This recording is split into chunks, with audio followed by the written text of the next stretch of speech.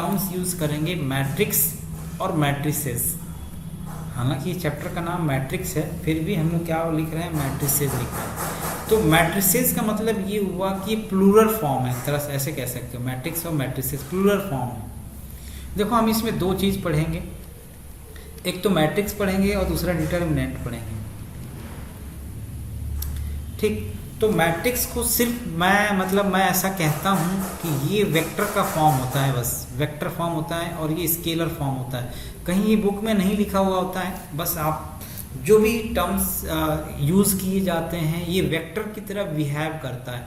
देखो बुक में नहीं लिखा हुआ, बस कॉन्सेप्चुअल चीज़ें हैं, जो भी चीज़ें हैं, मैं बार बार बोल रहा हूँ इसलिए कि मैट्रिक्स को हम सपोज कर सकते हैं, जो इसका नेचर होता है, जो बिहेवियर होता है, वेक्टर की तरह होता है। और डिटर्मिनेंट का जो होता है वो स्केलर क्वांटिटी की तरह होता है। वेक्टर और स्केलर का मतलब क्या होता है? वेक्टर का मतलब ये होता है कि मैग्नीट्यूड के साथ डायरेक्शन, और स्केलर का मतलब क्या होता है, सिर्फ डायरेक्शन, सिर्फ मैग्नीट्यूड, डायरेक्शन नहीं होता है डिटर्मिनेंट या स्केलर क्वांटिटी की।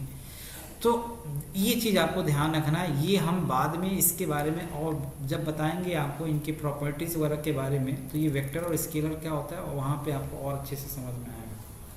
ठीक है, अब देखो मैट्रिक्स को पहले चीज़ तो ये कि हम लोग रिप्रेजेंट ऐसे ये बड़े ब्रैकेट से यूज़ करके करते हैं, मैट्रिक्स को ऐसे रिप्रेजेंट कर सकते हैं।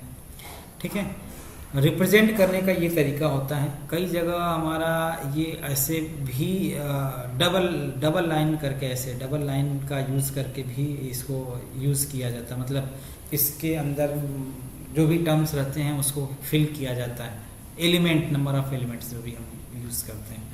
तो अभी तो फ़िलहाल के लिए हम के जो सिलेबस में है वो हमारा ये है, हम ऐसे ही यूज़ करेंगे डबल, मतलब बड़ा ब्रैकेट।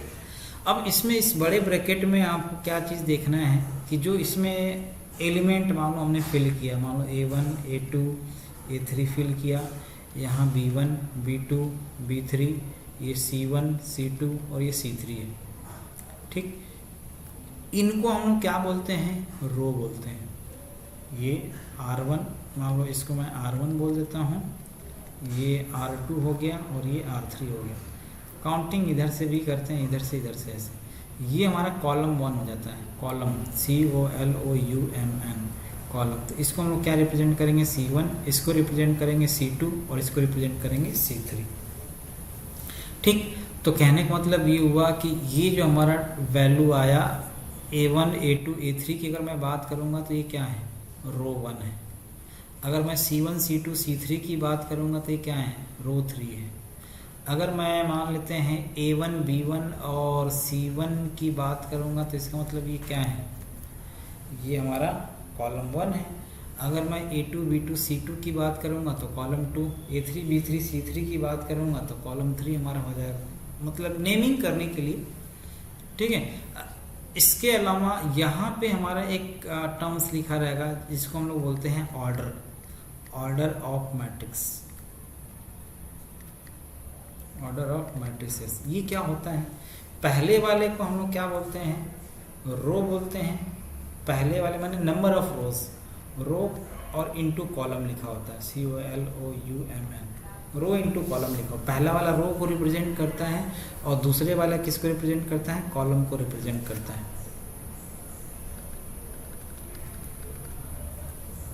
तो अब जैसे मान लो अगर मैं इसमें बात करूं, क्या ये जितना रो उतना कॉलम ही होता है क्या? नहीं, ऐसा कुछ नहीं है। मान लो हमने A1 A2 लिखा, यहाँ B1 B2 लिखा और यहाँ C1 C2 लिखा, तो अब देखो यहाँ पे रो कितने होंगे, ये R1 R2 और R3। तो इसका मतलब रो हमारा 3 हो गए, 3, और कॉलम कितने होंगे, 2, C1 और C2, तो 3 क्रॉस 2 हो जाएगा। तो रो और ये कॉलम, इस तरीके से आप इसको लिखोगे, रो इंटू कॉलम। ठीक है, तो ये हमारा रिप्रेजेंट करने का तरीका होता है। हो सकता है ऐसा भी नहीं, हमने मान लो ऐसे लिख लिया A1 B1 C1 A2 B2 और ये C2 ले लिया, तो इसका ऑर्डर क्या लिखोगे, 2 कॉलम 2 रो हो गया और 3 कॉलम हो गए, तो 2 क्रॉस 3 हम ऑर्डर ऐसे लिखते हैं। कई बार हमसे इस तरीके से पूछा जाता है रो और कॉलम तो कितने ऑर्डर का, इस जो मैट्रिक्स आपका दिया हुआ कितने ऑर्डर का है, इसके अलावा अगर मान लो आपसे number of elements in that particular matrix में पूछा जाएगा, कितने इसमें कुल कितने हमारा दिए हुए हैं एलिमेंट होंगे, तो जो ऑर्डर आपका उसी को मल्टीप्लाई कर दो, आपको पता चल जाएगा। जैसे मान लो 2 इंटू 3 है, तो 2 इंटू 3 कितना हो जाएगा, 6 हो जाएगा। 3 इंटू 2 कितना हो जाएगा, 6 हो जाएगा। नंबर ऑफ एलिमेंट्स 3 इंटू 3 9 हो जाएगा। ऑर्डर ये लिखने का तरीका होता है, ये मल्टीप्लाई नहीं है। ऑर्डर क्रॉस करके लिखा हुआ मतलब ये है कि ये ऑर्डर है, मल्टीप्लाई नहीं करना। पता चला आपने इसको लिख करके ऐसे लिख दिया A1 B1 C1 A2 B2 C2 और यहाँ 6 लिख दिया, नहीं, ये गलत माना जाएगा। ये ऑर्डर लिखने का पर्पस ये हुआ कि हम क्या कर रहे हैं, रो और कॉलम को अलग अलग रिप्रेजेंट कर रहे हैं, मल्टीप्लाई करके नहीं लिखना। और ये मल्टीप्लिकेशन का सिंबल नहीं है, क्रॉस है, मतलब एक रो को और दूसरे कॉलम को रिप्रेजेंट कर रहे हैं। ठीक, अब जैसे मान लो हमसे इनसे रिलेटेड क्वेश्चन कैसे पूछा जाता है कई बार, कि अगर मान लो मैं यहाँ पे रिप्रेजेंट करूँ, मान लो ये A11 है, A12 है, ये A13 है, ऐसे मान लो आगे भी लिख सकता हूँ, A14 है। ठीक, ये A21 A22 A23 A3 A24। ठीक, लिखने का तरीका होता है 31 32 33 34, ये हमारा हो गया। मतलब होता क्या है कि अगर मैं रो में चल रहा हूँ, मैं ऐसे पूछा जाएगा कि ये वाले एलिमेंट का नाम बताओ, ऐसे ये B2 एलिमेंट का नाम बताओ, C2 एलिमेंट का नाम बताओ, तो कैसे मैं लिखूंगा, बताऊंगा क्या, ये है कौन सा, इसका नाम क्या, नेमिंग कैसे करेंगे।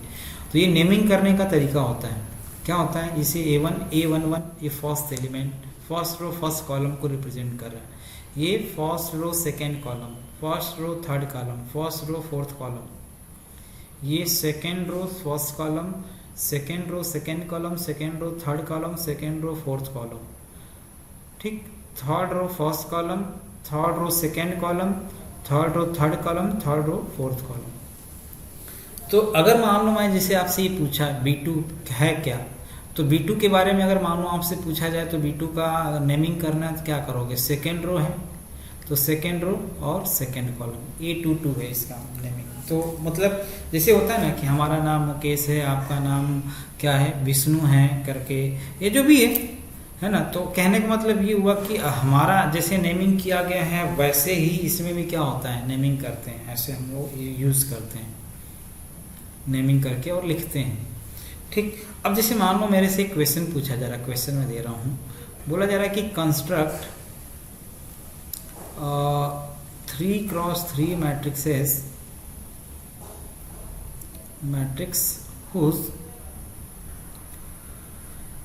elements are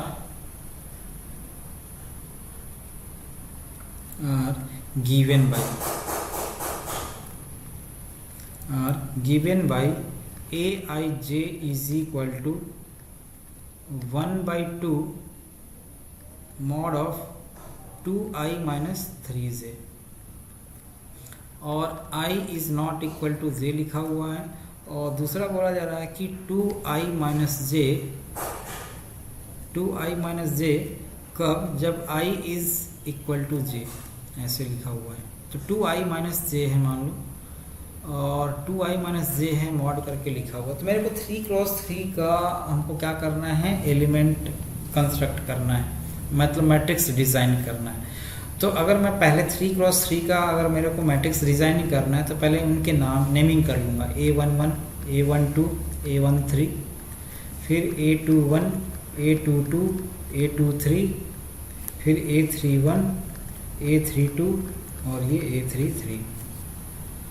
ठीक है, तो अगर मान लो जैसे यहाँ i और j इक्वल बोल रहा है, i और j इक्वल होने का मतलब किसके बारे में बात कर रहा है, डायगोनल एलिमेंट के बारे में बात कर रहा है। तो जब भी हम डायगोनल एलिमेंट निकालेंगे ना तो ये 2i माइनस j हमारा यूज होगा, 2i माइनस j यूज करेंगे। तो अगर मान लो बाकी एलिमेंट्स, चलो पहले मैं एक एक करके निकाल रहा हूँ। जैसे A11 मेरे को कैलकुलेट करना है तो i इक्वल टू j है, तो मैं क्या यूज़ करूँगा, ये मॉड लगा हुआ, ध्यान रखना। मॉड का मतलब क्या होता है, किसी भी नेगेटिव टर्म्स का मॉड लेने का मतलब पॉजिटिव हो जाता है। लेकिन पॉजिटिव को मॉड लेने से पॉजिटिव ही रहता है, ऐसा नहीं कि नेगेटिव होता है। तो बेसिकली मॉड का मतलब क्या होता है, जो भी नेगेटिव टर्म्स आएंगे उनको पॉजिटिव बना लेंगे। ठीक है, पॉजिटिव बेसिकली हो जाता है। तो हम लोग क्या कर रहे हैं, एक मिनट तो हम लोग क्या कर रहे हैं, हम लोग ये कर रहे हैं कि फर्स्ट एलिमेंट का वैल्यू कैलकुलेट कर रहे हैं और उसके लिए हमारा ए आई जे का वैल्यू ये दिया हुआ है। तो मतलब ये हुआ कि 2 इंटू 1 माइनस 1 क्या हो जाएगा, तो 2 माइनस 1 ये नहीं हो जाएगा 1, A11 आ गया। A12 अगर आप कैलकुलेट करोगे तो A12 कहाँ आएगा, इसमें आएगा। तो 1/2 mod of 2 into 1 minus 3 into 2, तो ये आपका हो जाएगा 1/2, 2 माइनस 6 कितना हो जाएगा -4 का मॉड लोगे तो +4 आएगा, +4/2 यानी 2 आ गया। ऐसे मैं कैलकुलेट कर लेता हूँ A13 क्या आ जाएगा, 2 इंटू A13 इसी में रखना पड़ेगा, 2 इंटू 1 माइनस 3 इंटू 3, तो क्या आ जाएगा 1/2, 2 माइनस 9 यानी हो जाएगा 7/2 आ गया। ऐसे सारे एलिमेंट आपको कैलकुलेट करना है 2 1 2 2, बस हमने आपको सिर्फ A11 A12 A13 कैलकुलेट करके बता दिया। ऐसे 2 1 2 2 2 3 3 1 3 2 3 3 कैलकुलेट आपको कर लेना है। तो जैसे मान लो मैं यहाँ रख दिया, मान लो ये 1 आएगा, यहाँ 2 आएगा और यहाँ 7/2 आएगा, बाकी आप यहाँ जो भी आएगा यहाँ कैलकुलेट करके यहाँ आपको पुट कर देना है, आपका आंसर आ जाएगा। ठीक है, तो इस टाइप के काफ़ी सारे क्वेश्चन आपसे पूछे जाते हैं बोर्ड, न सिर्फ बोर्ड में, बाकी कॉम्पिटिटिव एग्जामिनेशंस में भी आते हैं। नेक्स्ट हमारा टॉपिक है types of matrices. Types of matrices, देखो पहला होता है on the basis of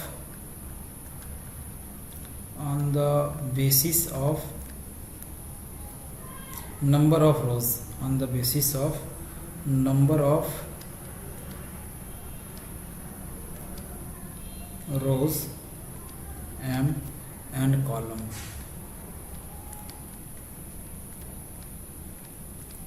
n। ठीक, अगर कोई मैट्रिक्स मान लो इस तरीके से दिया हुआ है, A m cross n order का दिया हुआ है, तो पहला होता है, इसमें आप हेडिंग डालोगे पहला क्या होता है, ए मान लो हमने ले लिया रो मैट्रिक्स।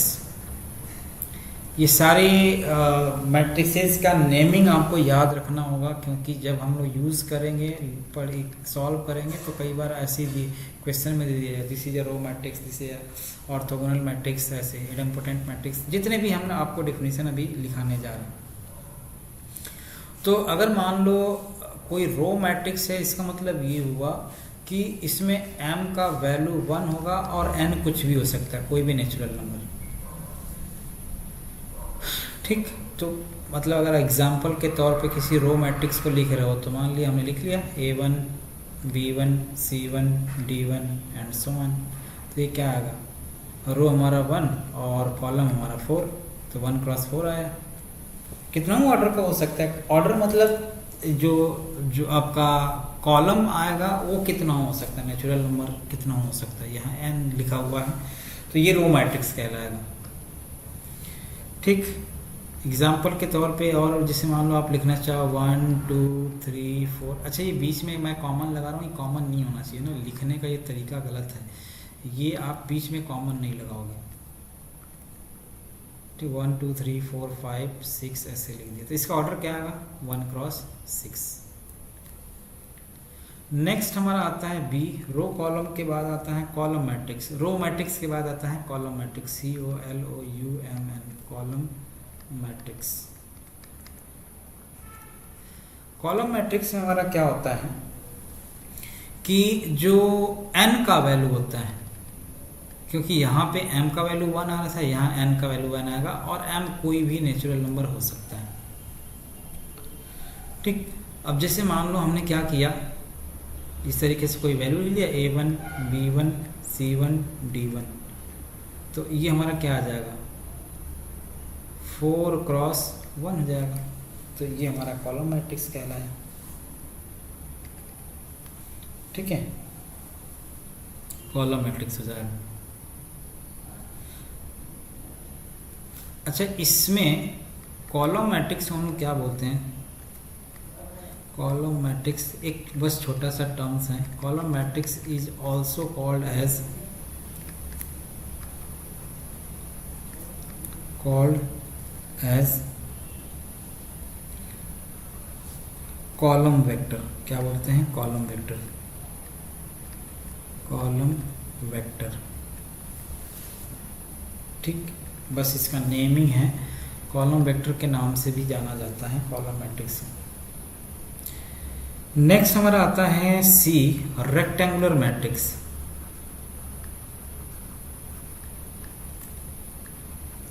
रेक्टेंगुलर मैट्रिक्स, तो रेक्टेंगुलर मैट्रिक्स में क्या होता है? रेक्टेंगुलर शेप मेरा बना रहेगा बस। तो अगर आप इसका डेफिनेशन लिखना चाहोगे तो क्या बोलोगे? A matrix which is horizontal और वर्टिकल, ठीक, a matrix which is either EITHER, either horizontal और वर्टिकल, आइदर हॉरिजेंटल और वर्टिकल, ठीक। तो ये रेक्टेंगुलर मैट्रिक्स कहलाएगा। अब जैसे मान लो एग्जांपल के तौर पे 1, जैसे m और n का कोई भी वैल्यू आप ले लो ना, 1 को छोड़ करके, जैसे मान लो आपने ऐसे ले लिए 2x3 का हुआ या 3x4 का हुआ, ऐसे रेक्टेंगुलर शेप में आ जाएगा। 3x4 का हुआ ऐसे, तो रेक्टेंगल शेप में आना चाहिए। आ जाते हैं नेक्स्ट हमारा डी, स्क्वायर मैट्रिक्स, ठीक, स्क्वायर मैट्रिक्स। तो स्क्वायर मैट्रिक्स में हमारा क्या होता है कि अगर मान लो रो और कॉलम का वैल्यू सेम है तो m is equal to n, row number of rows, number of row equal to number of column, number of row equal to number of column, ठीक। जितना रो रहेगा उतना ही कॉलम रहेगा। जैसे मान लो हमने 2x2 ले लिया, 3x3 ले लिया, 4x4 ले लिया, तो ये सारे हमारे क्या कहलाएंगे? स्क्वायर मैट्रिक्स कहलाएंगे, ठीक है। Next, on the basis of, ये पार्ट 2 आएगा, on the basis of value of element, on the basis of value of element.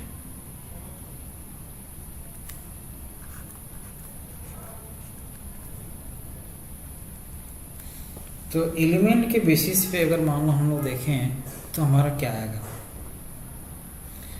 ठीक, पहला हमारा आता है upper triangular matrix, upper triangular matrix, ठीक। अपर ट्रायंगुलर मैट्रिक्स में क्या होता है कि अगर मान लो हमने कोई मैट्रिक्स लिया ऐसे,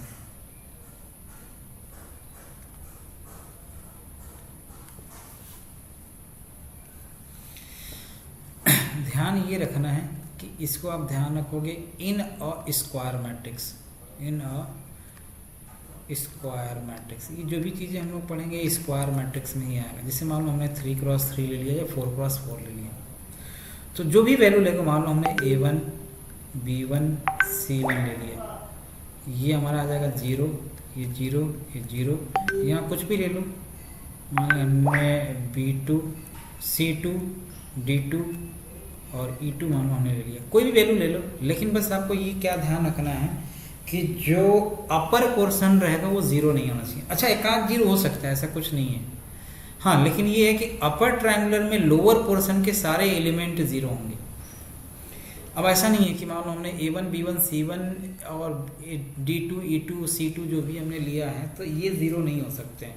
एक आध टर्म्स 0 आएंगे चलेगा, ठीक है, सारे टर्म्स 0 नहीं होने चाहिए।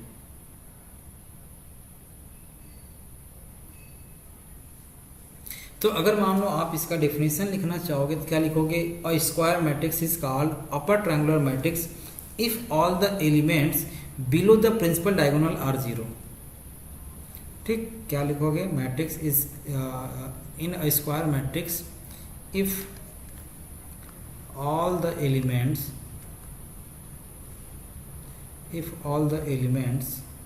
below the principal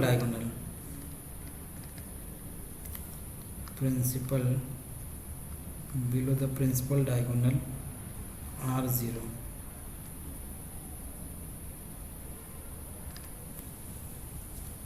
तो ये हमारा अपर ट्रायंगुलर कहलाएगा। ठीक, या आप इसको ऐसे भी रिप्रेजेंट कर सकते हो, आई और जे इक्वल टू 0 कब, जब आई ग्रेटर देन जे होगा, यानी आई जे का वैल्यू 0 होगा, आई जे, है ना। हाँ ठीक है, क्योंकि लोअर में जब आप इधर आओगे, जैसे ये हमारा नंबर टर्म्स कौन सा, ये A11 है, A22 है, A23 है, और ये क्या है, ये हमारा A21 है, ये 31 है, और ये 32 है। तो ये पॉसिबल तभी हो सकता है जब आप प्रिंसिपल डायगोनल के नीचे आओगे, तो आई ग्रेटर देन जे आएगा ऐसे केस में, ऐसे सिचुएशन में। बी, ये हमारा ए रहा, B lower triangular matrix, lower triangular matrix.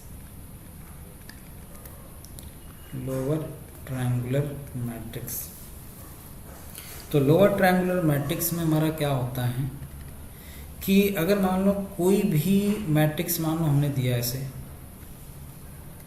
कोई भी मैट्रिक्स मान लो हमने दिया, सेम प्रोसेस है, मतलब बस आपको ये ध्यान देना कि स्क्वायर मैट्रिक्स में ही ये सारी चीज़ें होगा, सेम चीज़ें हैं। इसमें क्या होगा कि अगर मान लो हमने ये डायगोनल मैट्रिक्स बना A1 B1 C1, इसको हम लोग क्या बोलते हैं, डायगोनल बोलते हैं। डायगोनल मतलब प्रिंसिपल डायगोनल, और इसके प्रिंसिपल डायगोनल के ऊपर का जितने पोर्शन है सारा 0 आ जाए। मान लो A1 B1 C1 हमने लिया, A2 इधर B2 और ये C2 ले लिया, तो आप क्या इसका डिफिनीशन लिखोगे, in a square matrix if all the elements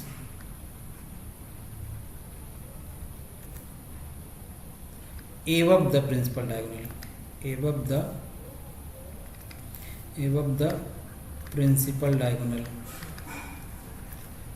the principal diagonal are 0,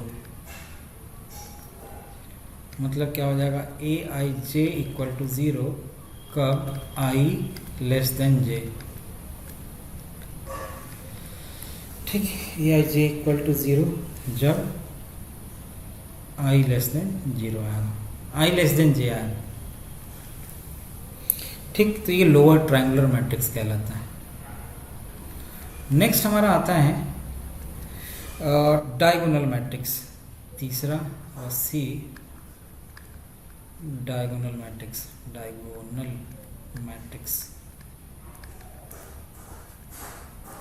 diagonal matrix में क्या होता है कि अच्छा, ये चीज़ जो मैं बार बार ये यूज़ कर रहा हूँ ना, इस चीज़ का आप हमेशा ध्यान रखना।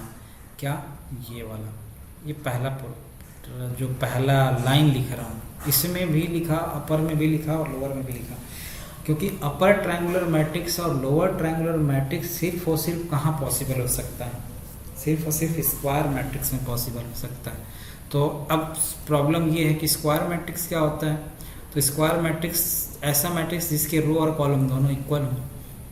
ठीक है, तो यहाँ भी हम वही यूज़ करने जा रहे हैं। अब यहाँ पे भी लिखोगे in a square matrix, in a square matrix, तो ये सारी चीज़ें स्क्वायर मैट्रिक्स में ही होगा। तो क्या आप लिखोगे इसमें, square matrix all the element in a square matrix, all the element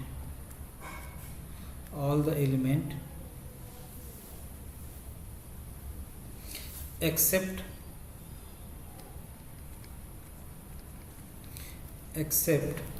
those on principal diagonal, except those on principal diagonal,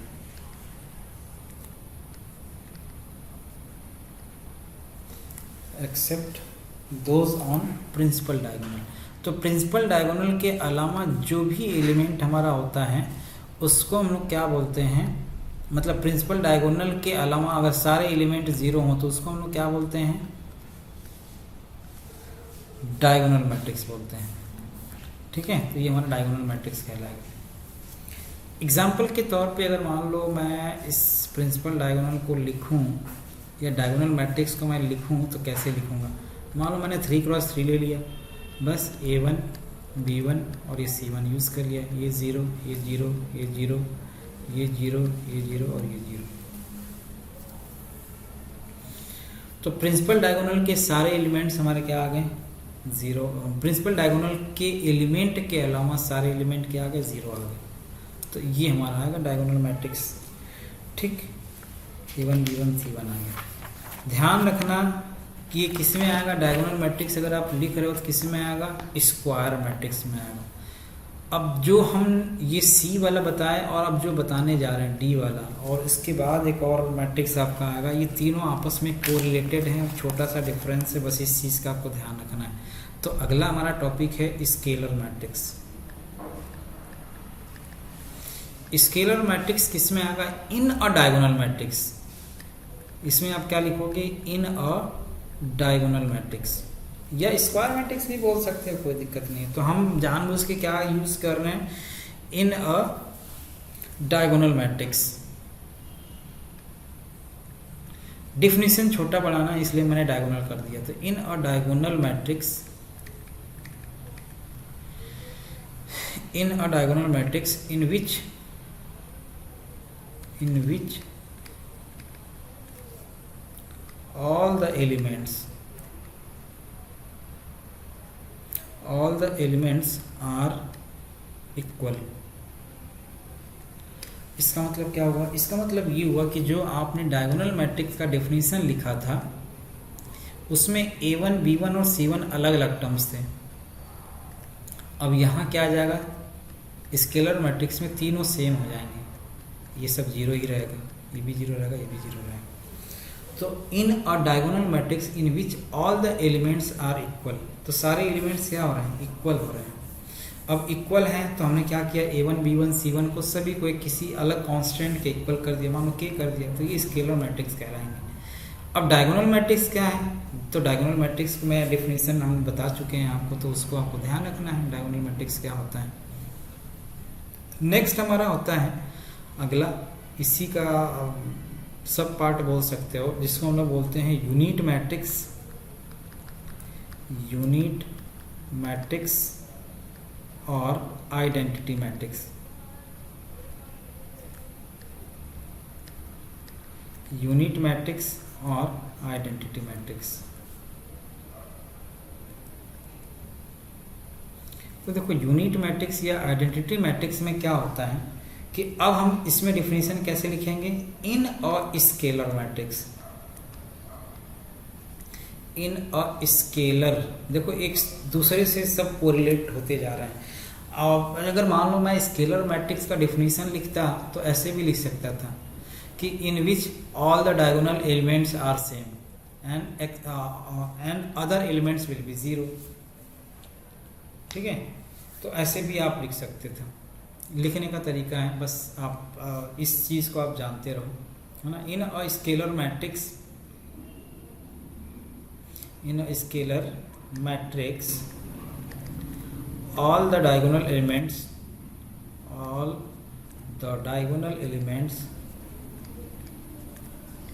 ELEMENTS, all the diagonal elements will equal to 1, will be equal to 1। मतलब क्या हुआ, मतलब ये हुआ कि जो हमने scalar matrix में लिखा है 1 0 0 0 1 0 0 0 1, तो जितने एलिमेंट्स थे जिसको हमने कांस्टेंट बोल रहा था वो स्केलर मैट्रिक्स। इसमें हमारा वैल्यू ऐसे भी लिख सकते थे स्केलर में 2 0 0 0 2 0 0 0 2, ऐसे भी बोल सकता था। अब इसमें हमने क्या किया, 2 3 4 माइनस कुछ भी हो सकता है, उससे कोई फर्क नहीं पड़ता कि क्या होगा, लेकिन कुछ भी हो सकता है, नो प्रॉब्लम। हाँ, यूनिट मैट्रिक्स में या आइडेंटिटी मैट्रिक्स में हम लोग क्या लिखेंगे, सारे एलिमेंट्स का वैल्यू 1 होगा, मतलब जो भी स्केलर वैल्यू था वो सारे एलिमेंट्स का वैल्यू हो जाएगा 1। इसको हम लोग रिप्रेजेंट करते हैं कैपिटल आई से रिप्रेजेंट करते हैं। यूनिट मैट्रिक्स या आइडेंटिटी मैट्रिक्स को कैपिटल आई से हर जगह रिप्रेजेंट करेंगे। जहाँ भी जब तक मैट्रिक्स हम लोग पढ़ेंगे हमेशा आई से रिप्रेजेंट करेंगे, कैपिटल आई। अच्छा, इसका बिहेवियर ना, ये यूनिट मैट्रिक्स या आइडेंटिटी मैट्रिक्स का बिहेवियर जो होता है वो 1 की तरह होता है। मतलब जो जो काम 1 का होता है वही यूनिट मैट्रिक्स भी काम करता है। मतलब आप 1 को किसी भी टर्म्स के साथ, किसी भी एलिमेंट के साथ मल्टीप्लाई करोगे तो वही एलिमेंट आएगा। तो आइडेंटिटी मैट्रिक्स को किसी भी मैट्रिक्स के साथ अगर मल्टीप्लाई करोगे तो वही मैट्रिक्स आएगा। लेकिन 1 को किसी भी एलिमेंट के साथ ऐड करते हो तो इसका वैल्यू कुछ ना कुछ बढ़ ही जाता है, यानी 1 इंक्रीमेंट होता है। और i को मैट्रिक्स के साथ ऐड करोगे तो इसका वैल्यू i प्लस a ही रहेगा, ये नहीं चेंज होगा। हाँ, एलिमेंट ऐड और सब्ट्रैक्ट करने का मैं आपको सिखाऊंगा कैसे करते हैं। हालांकि बस ये आपको बता रहा था कि अगर आप किसी 1, इसका बिहेवियर बेसिकली 1 की तरह होता है। तो बिहेवियर मतलब एडिशन, सब्ट्रैक्शन और मल्टीप्लिकेशन में जैसे 1 का बिहेवियर होता है वैसे यूनिट या आइडेंटिटी मैट्रिक्स का बिहेवियर होता है। दोनों एक तरीके से बिहेव करते हैं। नेक्स्ट हमारा आता है डी के बाद ई, एफ, ई के बाद एफ आ जाएगा। तो हमारा आता है नल और जीरो मैट्रिक्स। नल मैट्रिक्स और जीरो मैट्रिक्स।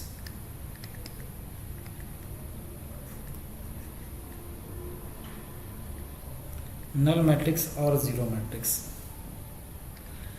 अब नल मैट्रिक्स क्या होता है कि इसके सारे एलिमेंट्स, ठीक है, if all the elements of a matrix are zero, आप ऐसे लिख सकते हो, if all the elements,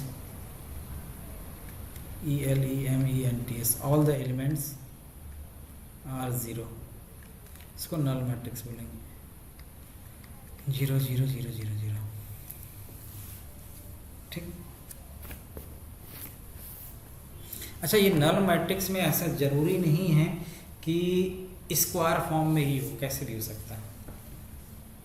null matrix को हमेशा ऐसे ही लिखेंगे, ये जरूरी नहीं है। 0 0 0 0 ऐसे भी लिख सकते हैं, यहाँ भी 0 0 कर दिया तो ये भी नल मैट्रिक्स कहलाएगा, ठीक। स्क्वायर फॉर्म में है ये जरूरी नहीं है। हालांकि इन जनरल हम लोग स्क्वायर फॉर्म में ही लिखते हैं, फिर भी मैं आपको बता रहा हूँ कि यहाँ पे स्क्वायर फॉर्म में ही लिखोगे ये जरूरी नहीं है। नेक्स्ट हम लोग करते हैं singular and non singular matrix. Singular and non singular matrix.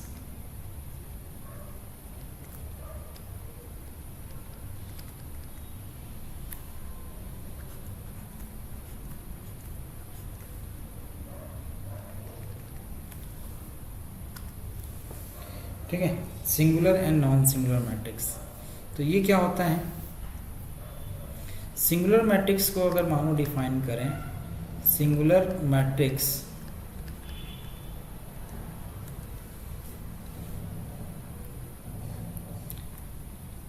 Singular matrix के बारे में, if the determinant of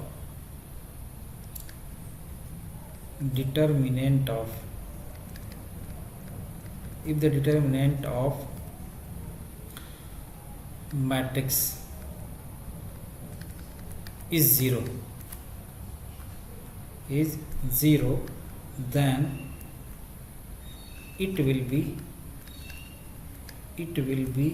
a singular matrix.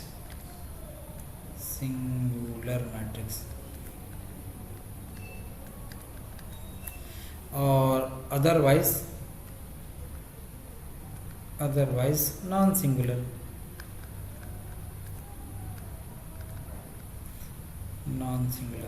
ये आप इसको हाईलाइट कर लो, काफ़ी इंपॉर्टेंट चीज़ है, बहुत बार आएगा आपको जब भी आप क्वेश्चन सॉल्व करोगे, एग्जाम्पल जो भी चीज़ें आएगा, इस चीज़ का आप हमेशा ध्यान रखना। हम आगे चल करके इस चीज़ का हम लोग बहुत यूज़ करने वाले हैं, specially singular non singular matrix. Singular मतलब देखो टर्म्स ही इसमें याद करना है, टर्म्स याद रहेगा डिफिनीशन याद रहेगा तो हमारे क्वेश्चन बन जाएंगे। तो मैं इसको इतने ग्रीन कलर से हाईलाइट कर दिया कि आप समझ सकते हो कितना इम्पोर्टेंट है। ठीक है, ये काफ़ी इम्पोर्टेंट है, तो ध्यान रखिएगा। सिंगुलर मतलब, अच्छा सिंगुलर को अगर रिप्रेजेंट करेंगे तो मॉड ए इक्वल टू 0, ये सिंगुलर कहलाएगा। और नॉन सिंगुलर मतलब mod A is not equal to 0, ये हमारा क्या कहलाएगा, नॉन सिंगुलर। ये आगे चल के आएगा होता क्या है मॉड ए, इसके बारे में हम लोग आगे बात करेंगे अभी। ठीक, नेक्स्ट आ जाते हैं, हमारा नेक्स्ट टॉपिक दिया हुआ है, अगला टॉपिक है इक्वलिटी ऑफ मैट्रिसेस।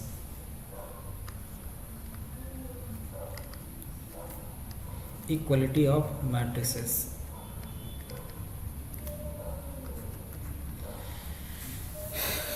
ठीक, कोई भी दो मैट्रिक्स, ये देखो इसका बिहेवियर इक्वलिटी ऑफ मैट्रिसेस का मतलब ये हुआ कि अगर मान लो हम कोई भी दो मैट्रिक्स, अब कोई भी दो मैट्रिक्स का मतलब क्या हुआ, अभी तक हम लोग सिर्फ स्क्वायर मैट्रिक्स में थे, हम क्या बोल रहे हैं, कोई भी दो मैट्रिक्स ए और बी, जैसे मान लो हमने ले लिया यहाँ 1 2 3 और 4, और बी एक मैट्रिक्स ले लिया ए बी सी और डी, ऐसे ऑर्डर दोनों का क्या है, इसका 2 क्रॉस 2 है, इसका भी 2 क्रॉस 2 है। अगर ये दोनों मैट्रिक्स आपस में इक्वल होंगे तो इसका मतलब ये हुआ कि ये जरूरी है कि ए का वैल्यू 1 आए, रेस्पेक्टिव एलिमेंट इक्वल होने चाहिए, बी का वैल्यू 2 आएगा, सी का वैल्यू 3 आएगा और डी का वैल्यू 4 आएगा। और कभी भी दो मैट्रिक्स, वही दो मैट्रिक्स आपस में इक्वल हो सकते हैं जिनके दोनों के ऑर्डर सेम हो। अगर ऑर्डर सेम नहीं रहेगा तो दोनों मैट्रिक्स आपस में इक्वल नहीं हो सकते। सेम प्रोसेस जैसे हम लोग किसमें करे थे, कॉम्प्लेक्स नंबर में। अगर दो कॉम्प्लेक्स नंबर आपस में इक्वल होते हैं तो ये तभी पॉसिबल है जब दोनों के रियल पार्ट के इक्वल हो और इमेजिनरी पार्ट के इक्वल हो। तो यहाँ भी चाहे जिस ऑर्डर का मैट्रिक्स हो, लेकिन अगर दो मैट्रिक्स को आपस में इक्वल कर रहे हो तो इसका मतलब ये हुआ कि दोनों मैट्रिक्स के रेस्पेक्टिव एलिमेंट आपस में इक्वल होने पड़ेंगे। ठीक, दोनों मैट्रिक्स के रेस्पेक्टिव एलिमेंट्स आपस में इक्वल होंगे, ध्यान रखना है। चाहे वो किसी भी ऑर्डर का हो, चाहे वो स्क्वायर हो या ना हो, इससे कोई फर्क नहीं पड़ता है। अगर मान लो हमने इक्वलिटी की बात की है तो उसके रेस्पेक्टिव एलिमेंट्स आपस में इक्वल होंगे। जस्ट सपोज मान लो हमने ऐसे ले लिया, ये 1 2 3 4 5 और 6 ले लिया, और फिर हमने ऐसे ले लिया 1 2 ए बी सी और डी ऐसे ले लिया। तो ये आपस में इक्वल हो सकते हैं, पॉसिबल। ऐसा नहीं हो सकता कि मान लो हमने एक को ले लिया 3 क्रॉस 2 का ले लिया और दूसरा हमने 3 क्रॉस 3 का ले लिया, ये आपस में इक्वल नहीं हो सकते। ऑर्डर सेम होना चाहिए। ऑर्डर अगर सेम नहीं है तो दोनों मैट्रिक्स आपस में इक्वल नहीं होंगे। ठीक, अब जैसे मान लो एग्जाम्पल के तौर पे मान लो हमने एक क्वेश्चन दे दिया आपको। क्वेश्चन क्या दिया हुआ है, बोला जा रहा है कि a+3 2b+a और c-1 4d-6 और इक्वल टू दिया हुआ 0 -7 0 -7 3 and 2d 3 and 2d ये दिया हुआ है। तो हमसे क्या पूछा जा रहा है कि a b c और d का वैल्यू बताना है। तो बस रेस्पेक्टिव एलिमेंट्स को आपस में इक्वल कर दो। रेस्पेक्टिव एलिमेंट्स को आपस में इक्वल करोगे तो a+3 का वैल्यू क्या आ जाएगा, 0, यानी a का वैल्यू क्या आएगा, -3 आ जाएगा। 2b+a का वैल्यू -3 आ गया, ये वाला एलिमेंट किसके इक्वल आएगा, -7 के इक्वल आएगा। मतलब क्या होगा, a+2b = -7। तो a का वैल्यू आ जाएगा -3 + 2b = -7। तो 2b क्या आ जाएगा, -4। तो b = -2 हो जाएगा। ऐसे ही c का वैल्यू क्या आ जाएगा, c-1 = 3। तो c = 4 हो जाएगा। 4d-6 हो गया 2d। तो 2d हो जाएगा 6, तो d हो जाएगा 3। डी इज इक्वल टू 3 हो जाएगा। तो अभी तक आपको क्या पता चला? यही पता चला कि अगर हम किसी भी दो मैट्रिक्स को आपस में इक्वल कर रहे हैं तो इसका मतलब ये हुआ कि उसके रेस्पेक्टिव एलिमेंट्स आपस में इक्वल होने पड़ेंगे। ठीक, नेक्स्ट हमारा टॉपिक आता है एडिशन ऑफ मैट्रिसेस। नेक्स्ट हमारा टॉपिक आता है operation of matrices, operation on matrices, actually operation on matrices.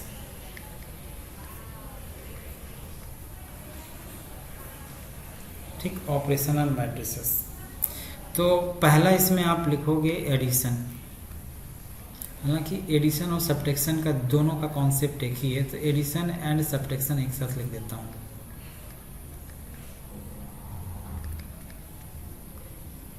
तो एडिशन में क्या होता है कि अगर जैसे मान लो यहाँ पे जो कॉन्सेप्ट हमारा है ना, सेम वही है जो आपने कॉम्प्लेक्स नंबर में पढ़ा है। तो अगर मान लो कॉम्प्लेक्स नंबर पढ़ चुके हो तब तो ठीक है, नहीं पढ़े हो तो देखो क्या करते हैं कि हालांकि हमने बताया है। तो जैसे मान लो हमने ले लिया A1, B1, C1 और ये D1 हो गया, और एक B दूसरा मैट्रिक्स हमने लिखा 2, 3, 4, ये 5। अच्छा, एक चीज़ और यहाँ पे, कभी भी एडिशन और सब्ट्रैक्शन अगर आप करोगे तो दोनों मैट्रिक्स का ऑर्डर सेम होना चाहिए। जैसे ये हमारा क्या है 2 क्रॉस 2 का दिया हुआ है, तो ये भी हमारा 2 क्रॉस 2 का होगा, अदरवाइज एडिशन सब्ट्रैक्शन नहीं होगा। दो मैट्रिक्स का एडिशन सब्ट्रैक्शन तभी पॉसिबल है या इक्वलिटी तभी पॉसिबल है जब दोनों का ऑर्डर सेम होगा। तो अगर मान लो मेरे को कैलकुलेट करना है A प्लस बी निकालना है, तो A प्लस बी निकालेंगे तो मेरे पास क्या आएगा वैल्यू, A1 प्लस 2 आएगा और B1 प्लस 3 आएगा, यहाँ C1 प्लस 4 आएगा और यहाँ D1 प्लस 5 आ जाएगा। ये ऐसे होगा। अगर मान लो मेरे को A माइनस बी कैलकुलेट करना हुआ, A माइनस बी, तो मैं A माइनस बी कैसे कैलकुलेट करूँगा, A1 minus 2, B1 minus 3, C1 minus 4 और D1 माइनस 5, ऐसे आएगा एडिशन और सब्ट्रैक्शन। ठीक,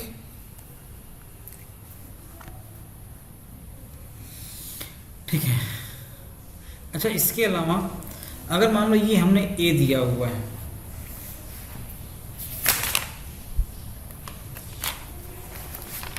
और अगर मान लो, चलो नेक्स्ट आप हेडिंग डाल के लिखो, ज़्यादा अच्छा है। सेकेंड हमारा हेडिंग है multiplication of a matrix bye a scalar. Multiplication of a matrix bye a scalar.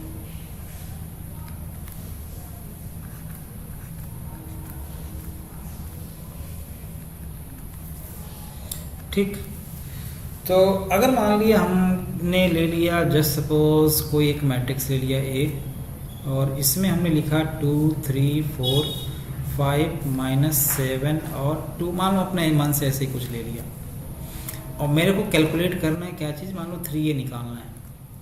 तो 3A निकालना है तो मैं क्या करूँगा, सभी एलिमेंट में जिस भी कांस्टेंट टर्म्स से अगर आप मल्टीप्लाई करोगे तो ये जो कांस्टेंट टर्म है सब में मल्टीप्लाई होगा, तो 6 हो जाएगा, -9 हो जाएगा, 4 3 जा 12 हो जाएगा, 5 3 जा 15 हो जाएगा, और 7 3 जा 21 हो जाएगा, 3 2 जा 6 हो जाएगा। तो कहने का मतलब ये हुआ कि अगर आप किसी भी स्केलर क्वांटिटी से किसी मैट्रिक्स में मल्टीप्लाई करोगे तो वो क्या होगा, सारे एलिमेंट में मल्टीप्लाई होंगे। हमने 3A निकाला, ऐसे 2A आप निकालोगे तो सारे एलिमेंट में 2 से मल्टीप्लाई होगा। 5 से मल्टीप्लाई करोगे, 5A निकालोगे तो सभी एलिमेंट में 5 से मल्टीप्लाई होगा। ठीक, तो ये हमारा कॉन्सेप्ट होता है। ठीक, डिफरेंस हमने बता दिया, मल्टीप्लिकेशन हमने बता दिया। अच्छा, ये मल्टीप्लिकेशन के अलावा अगर डिवीज़न भी करते हो, जैसे मान लो ये A लिखा हुआ है और A बाई मान लो हमको 3 कैलकुलेट करना है, ठीक, तो इसमें क्या करोगे, 2/3, 3/3, 4/3, 5/3, -7/3 एंड 2/3। तो ये हमारा वैल्यू होगा। तो मल्टीप्लिकेशन और डिवीज़न में दोनों में हमारा वही कॉन्सेप्ट है। अगर मान लो आप मल्टीप्लाई करते हो किसी कांस्टेंट टर्म से तो वैल्यू वही वैल्यू आएगा, अगर डिवाइड करते हो तो भी हमारा वैसी वैल्यू आएगा। बस ध्यान ये रखना है कि सारे एलिमेंट में डिटर्मिनेंट में ऐसा नहीं होता है, डिटर्मिनेंट आएगा तो मैं बताऊंगा आपको। लेकिन अभी के लिए तो फिलहाल हमने क्या बोला कि अगर मैट्रिक्स है किसी कांस्टेंट टर्म से आप मल्टीप्लाई करते हो तो सारे एलिमेंट में मल्टीप्लाई हो जाएगा, डिवाइड करोगे तो सारे एलिमेंट में डिवाइड हो जाएगा। ठीक, नेक्स्ट हमारा टॉपिक आता है और आज के लिए आखिरी टॉपिक है हमारा, टॉपिक है properties of matrix addition. Matrix addition, properties of matrix addition. ठीक, पहला होता है कॉम्यूटेटिव लॉ।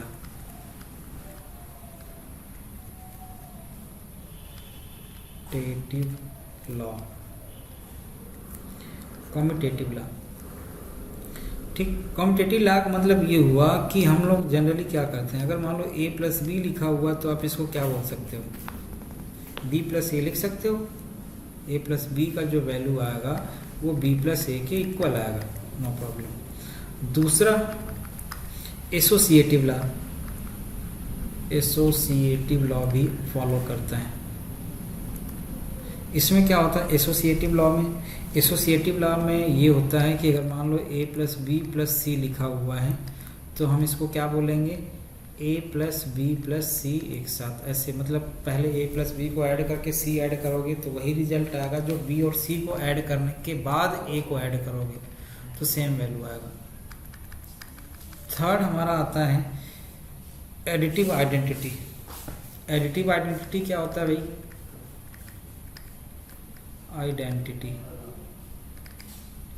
एडिटिव आइडेंटिटी हमारा होता है कि अगर मान लो किसी भी मैट्रिक्स में नल मैट्रिक्स या जीरो को ऐड करोगे तो वही आएगा, सॉरी 0 + a अगर है ऐसे लिखोगे, ये a + 0 मान लो हमारा लिखा हुआ है तो 0 + a का वैल्यू क्या आएगा, a ही आएगा।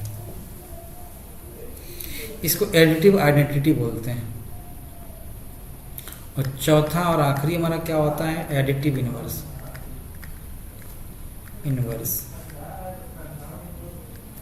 इसमें क्या होता है कि अगर मान लो कोई मैट्रिक्स दिया हुआ है तो माइनस से मल्टीप्लाई कर देना, ये हमारा एडिटिव इनवर्स आ जाता है।